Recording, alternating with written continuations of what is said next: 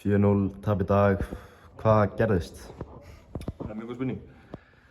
Mér finnst við að betri fyrsta hálftímann og áttum að komast yfir það og gerðum það ekki. Og eftir það vorum við ekki góðir. Það ekki flóknara það.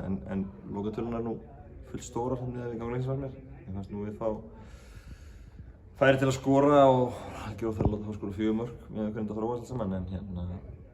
En við bara vorum ekki nógu góðir. Það bara í grunninn þannig og þetta var ekki líkt okkur og sérstaklega seinna leikurinn. Það eitt af slagast sem ég sé lengi upp saman. Getur þú útskýrt betur hvernig þetta var ekki líkt ykkur? Það var bara spilið okkar var ekki on, við vorum ekki að spila eins vel og við getum, við vorum ekki að verjast eins vel og við getum, við vorum ekki að berjast, við vorum ekki, það vantaði bara allt, það vantaði karakter, það vantaði sál í þetta og strákarnir áttu því að ef við spila svona þá fá þeir skelli eins og við gerum í dag því að þetta var alls ekki gott.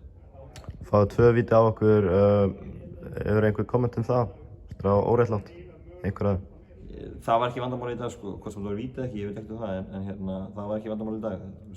Við getum fengið víti líka en það var ekki vandamáli, við bara stóðum okkur ekki nógu vel og því fór svo fór. Þið eru að sigla lygnan sjó í deildinni, finnst þið kannski erfitt að mótivera hópinn?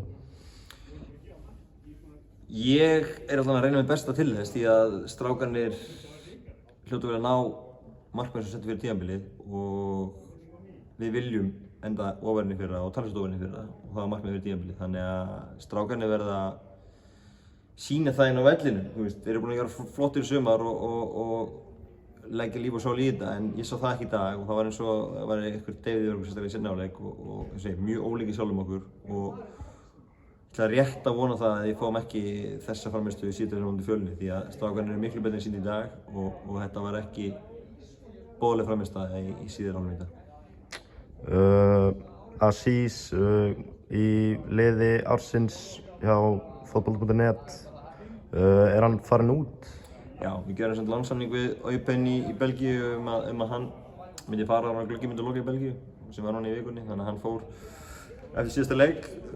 Við hefðum svona mjögulega getið haldið hann lengur hefði verið í baráttum fara upp í deild, því miður náði því ekki, þannig að það var ákveðið að hann myndi fara. Það var þannig, langsamningur gerðu þannig að hann myndi fara, stóð sér mjög vel með okkur og vonandi sjá hann aftur í Mosberg á næsta ári. Það er ekkert sem að segja að það geti ekki gerst, þannig að við bara vonum að hann koma til okkar í vetur og verði klár með stíðabili en allavega núna næstu mánuði mun að vera í Eupen og spila og æfa með þar.